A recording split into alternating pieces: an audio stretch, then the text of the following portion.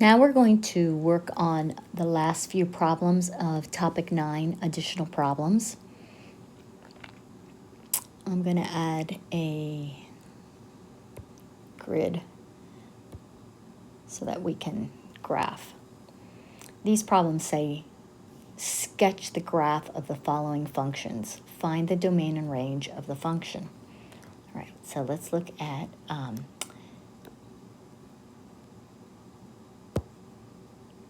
problem 10. This is f of x equaling 2 plus the square root of x. So for this function, what we want to know, or what we want to understand, is that whenever we have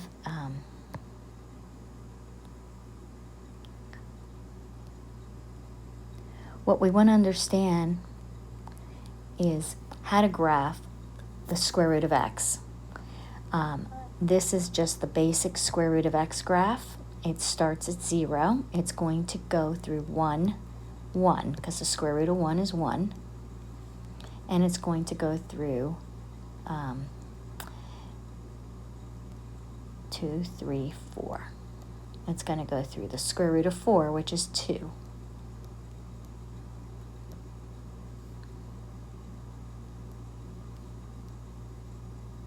Okay.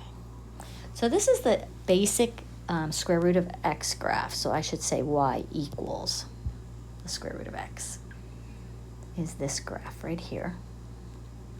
And what we're asked is to graph 2 plus the square root of x. Now what to remember is that this is the height for every x. So what this means is we're going to take the square root of x, which is this graph, and we're going to add 2 to every single point, which means we're going to go up 2 points every single place that there was a value. We're going to go up 2 points.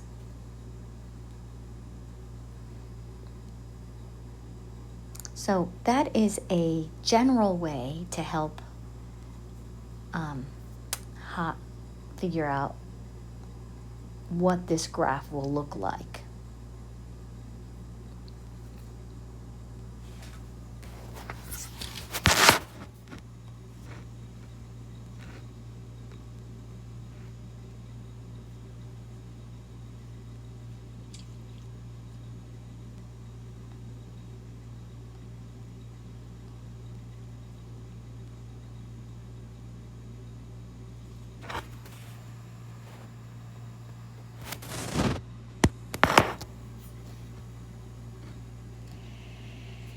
How to make this go away.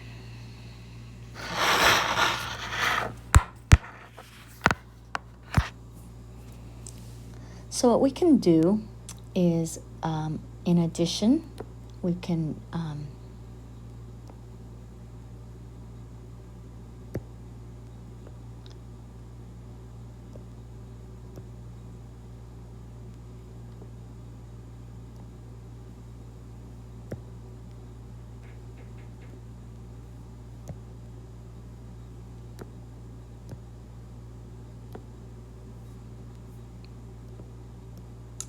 create an XY chart to help guide us.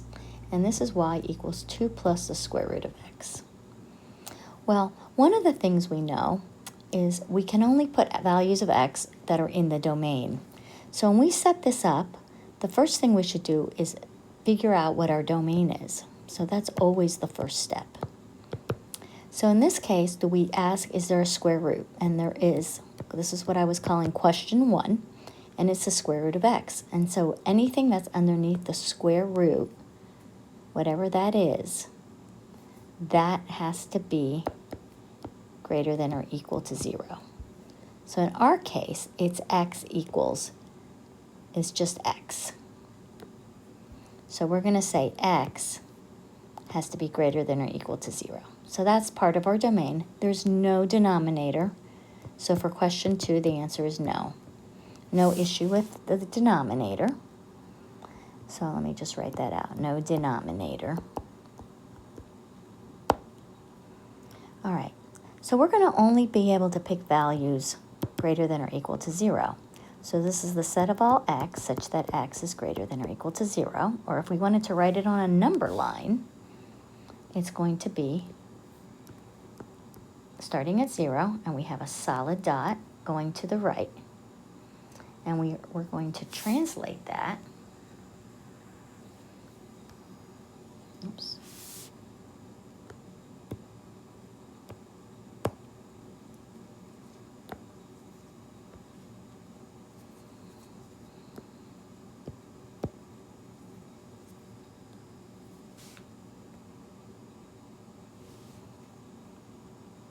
We're going to translate that directly into an interval notation by saying 0. This is the first number. It is included, so we're going to put a square bracket to infinity.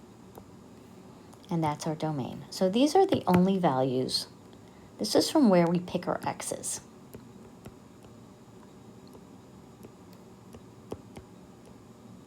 So we're going to pick our x's from 0 to infinity. Those are the only ones that we're going to be allowed to do in our table. So over here in our table, we can pick 0. And then because it has a square root, and I'm going to make sure that I use easy numbers, I'm going to pick a 4. And then maybe I'll pick a 9. All right. Oh, and I can pick a 1, of course, too. So let me go back and put that in. 1 and 4. Let's just go with 1 and 4, so our graph doesn't get too big. Okay. So if we put in 0, we're going to get the answer is 2 plus the square root of 0, which is equal to 2. So the ordered pair is 0, 2.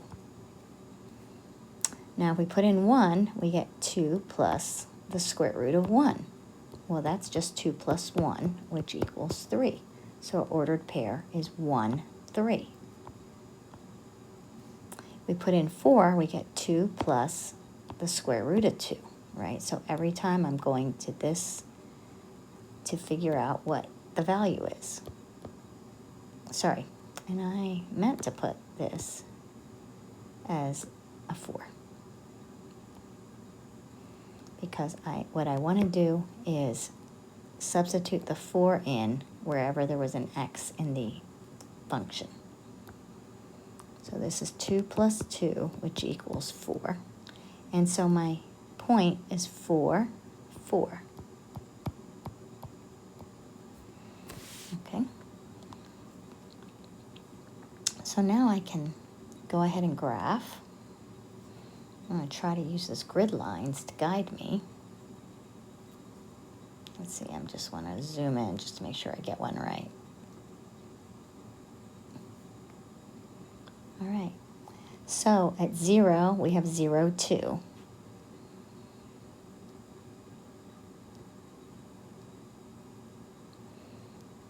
And at 1, it goes to 1, 3. So that's 1. We're going to go up to 3, which is right there. And at 4, oops.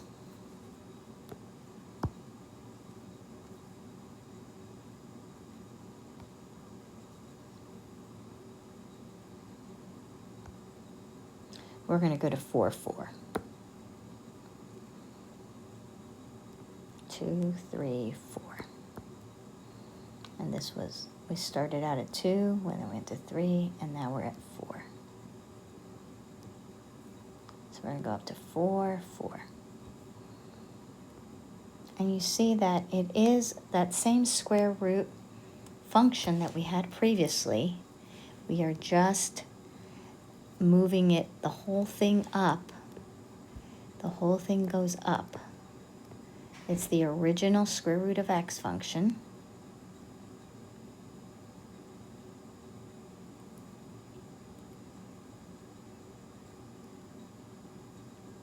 That we had above.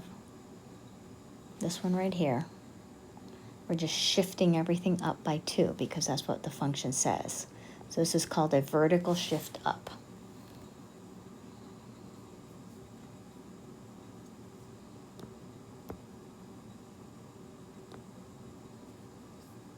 Okay, for the next problem,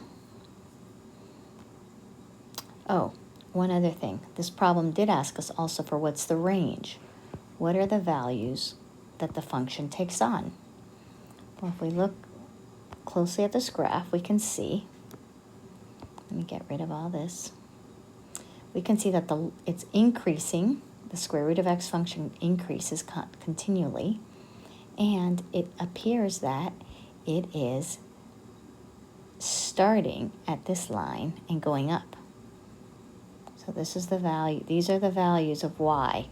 So you can imagine that the square root of x continues to increase out to infinity. So the range is now being read off of, we read the range off of the values of the y-axis. And so the range goes from 2, and we are at 2, and we're going up to positive infinity. So that's our range.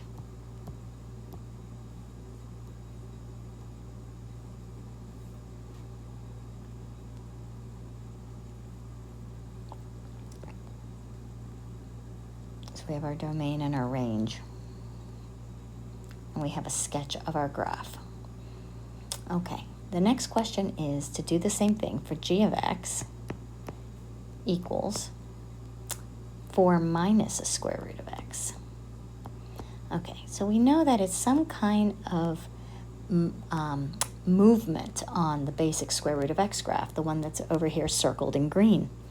So once again, what we can do is we know that our square root of x, that there's a square root, and underneath the square root is an x. So we know that for question 1, is there a square root? Yes.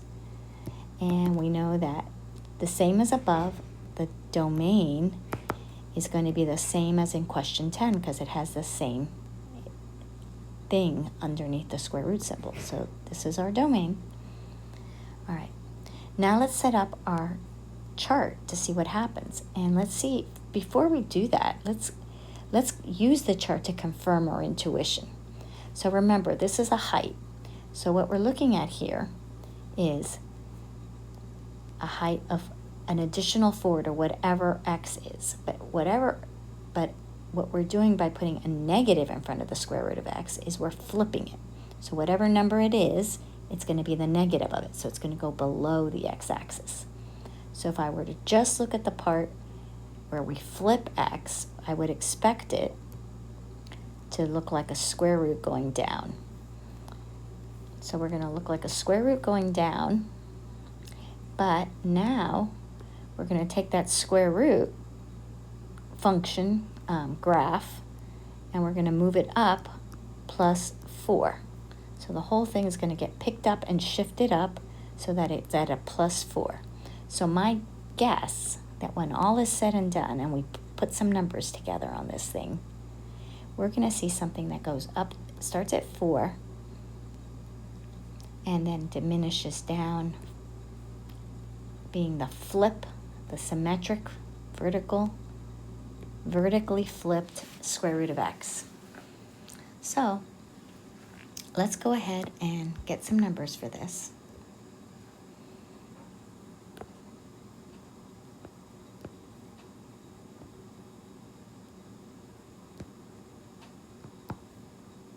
Um, 4 minus the square root of x. All right, so we know that 0 is in the domain. That's the first number in there. And so 4 minus 0 is 4. So we get the pair 0, 4. The next easy one is 1. And here we get 4 minus a square root of 1, and that is 4 minus 1, which is equal to 3. So we have the pair 1, 3. The next number down that I'd like to go to is another easy number, which is 4. And that's because I'm looking at these square roots, and I just want to make sure when I take the square root of this number, it's not going to be difficult math. So when I take 4 minus the square root of 4, well, let's focus in on that. That's equal to 4 minus, what's the square root of 4? It's 2. So this is equal to 2. So our ordered pair is 4, 2. Okay, now if I want to try and sketch this, I can use these points and the information that I know about what the square root of x looks like to put together this graph and see if my guess was right. Oops.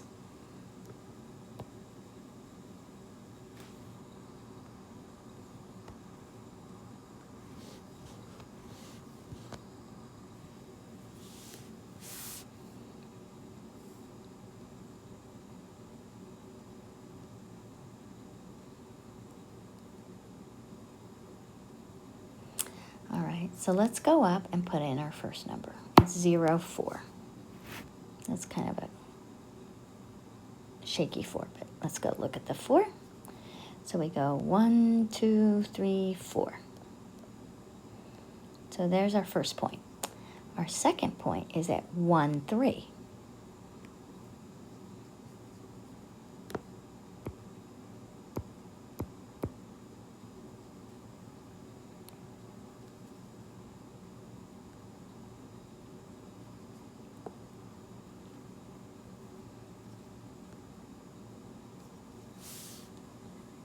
So that looks like that would be that point there.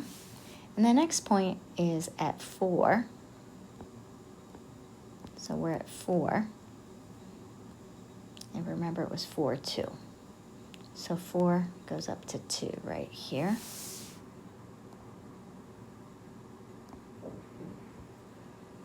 And so sure enough, what we see is that, oops,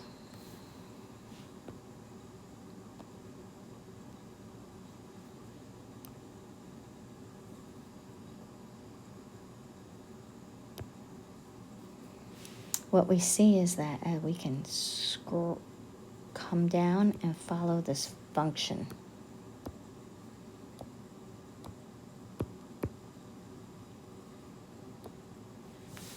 What we see is we see the square root of x graph flipped over and coming down, just like we guessed it would, based on our analysis of the function itself.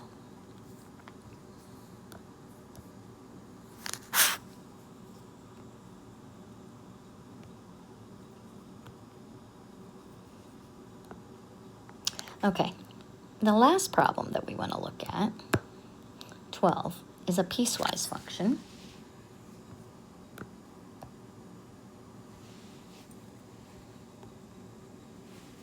This function is defined. Oh, I forgot to answer the range question. So if we look at this function, it looks like the range, if we were to read off of the number line vertically, it looks like it's going to go from negative infinity up until 4. All right, so the range goes from negative infinity to 4 and stops there. So you could also say it's the set of all y such that y is less than or equal to 4.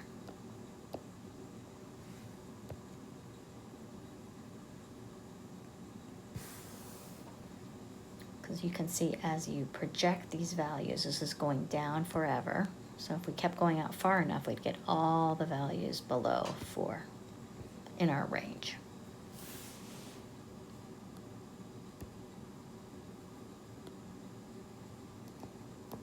Okay, going on to number 12. F of x is equal to 4 minus x if x is less than 2. And it's equal to 2x minus 2 if x is greater than or equal to 2. So we got a lot of 2's floating around in here. All right. Now, if we want to figure out the domain and range of this, the first thing we say is there a square root anywhere? Nope. No square root. Question 2, is there a denominator? No denominator.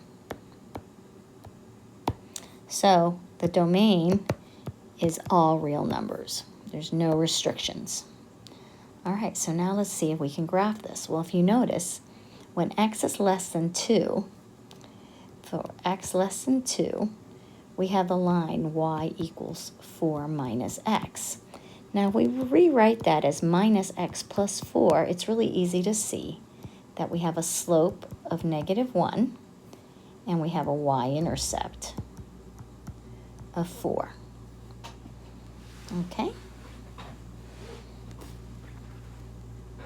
Also, so this is the top part of our graph. If, let's just say if. Okay, so we have a line that we can draw there. And you can verify this as well using a chart, but sometimes understanding this is really important. So here, if we want to go to the other side of that 2, where we're going to talk about x greater than or equal to 2, we want to see that the function is equal to 2x minus 2. So we're going to write y equals 2x minus 2. Well, this one's even easier because it's already written in y equals mx plus b form. So here we can see that the slope is equal to 2 and that the y-intercept is -2. So just like over here, this corresponds to the point 0,4 and this corresponds to the point 0 minus 2. Okay, now let's put all this together to graph this. So what we'd like to do, if I can get it to shrink, it won't shrink, okay, is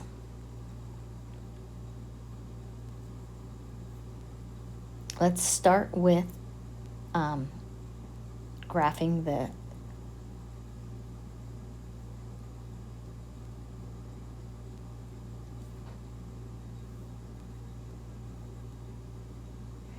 this y-intercept. So what you want to think about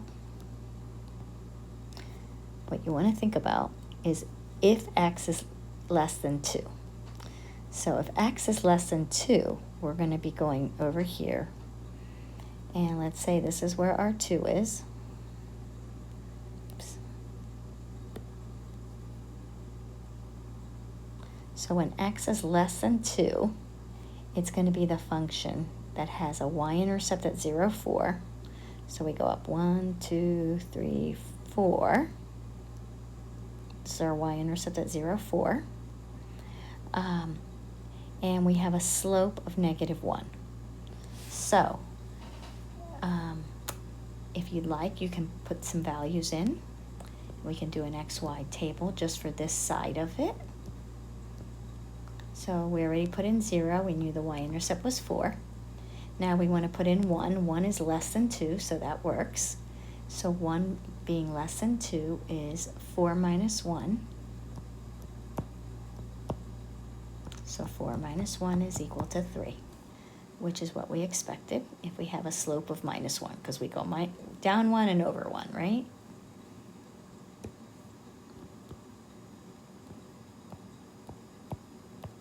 Or up 1 and to the left 1.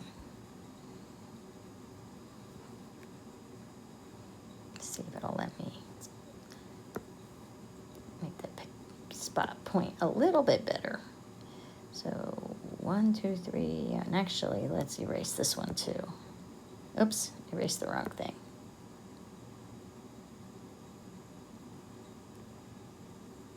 Let's put that y-intercept right at 4 and the next point 1 at 3 here.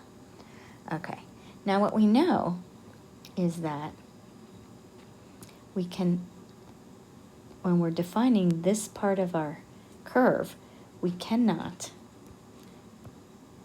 go right up to 2, but we're not able to get right to 2. But we have the line that approaches that. So over here in our table, we can put 2, and we can say it's 4 minus 2, which is 2, but this is not included. So let's just put a circle around it so we're sure of that. So we go to 2 on our graph, and we go up to 2. So this was 4, and we go up to 2. and we're over here at 2. Let's see if I can get rid of that little line and actually put it in where it's supposed to be. So if I go to 2 to 2, I'm going to do an open circle here. And what I can do now is connect the line over here. So I have the graph of the line coming to 2. All right, so now what are we going to do after 2? Well, the function says that after 2, when x is greater than or equal to 2, it's a slope, it's this line that's got a slope of 2 and a y-intercept of -2. Okay, so we would like to put together a table of some values for the second half of this piecewise function. Now what's important is that we realize that even though this y-intercept, 0 minus 2, is what we would plot if we had all the values defined for this section of the plot, the 0 is coming before, is not in the domain of this section. So we don't want to include the 0. So let's do a little xy table. It's going to equal 2x minus 2, and we're going to start at the lower bound at 2 equals, at x equals 2. So we have 2 times 2 minus 2, and that's going to equal 4 minus 2, which is equal to 2. So our ordered pair that we get from this is 2, 2. So remember, this is for values that are to the right of 2. So at 2, we go to 2, and that's where we were before. So we actually get to color this point in. And now, as we move over to the right, maybe we want to go over to 4, and we say that we get a slope of 2, which is 2 up for every 1 over. So we go over to 4, we're going to go 2 times 4 minus 2 is 8 minus 2, which is 6. So our ordered pair is 4, 6.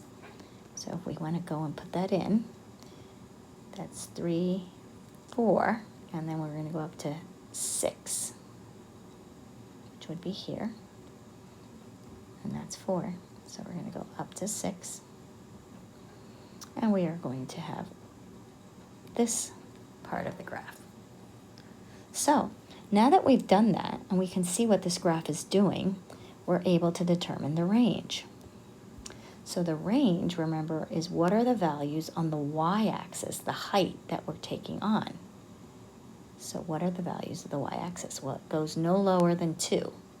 And after 2, it's going to fill in all the values of the y-axis going up. So you would say that the range is it starts at 2 and goes up. So the range goes from 2 to positive infinity.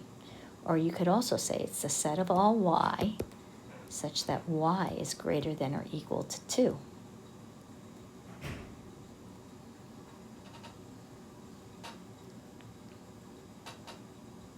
So therefore we have our domain. It's all x, any x value can go into this. And we have our range, which is the values of 2 that are, the values, any value greater than or equal to 2.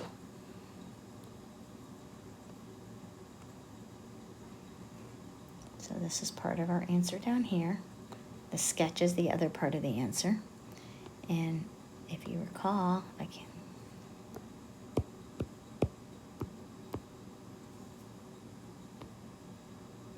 we had the domain up here.